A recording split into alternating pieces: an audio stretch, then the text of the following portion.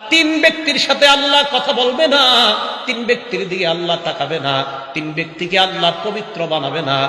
এক নাম্বার শাইখুন জানিন, বৃদ্ধ বয়সে যেই বৃদ্ধ ব্যভিচার করে তার দিকে আল্লাহ তাকাবে না, তার সাথে আল্লাহ কথা বলবে না, এই ব্যক্তিকে আল্লাহ পবিত্র বানাবে না।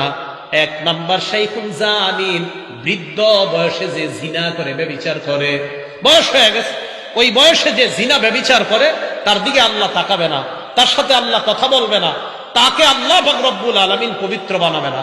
দুই নাম্বার, ওয়া মালিকুন কাজ্জাব, মিথ্যাবাদী শাসকের সাথে আল্লাহ কথা বলবে না, মিথ্যাবাদী শাসকের দিকে আল্লাহ তাকাবে না, মিথ্যাবাদী শাসককে আল্লাহ পবিত্র বানাবে না।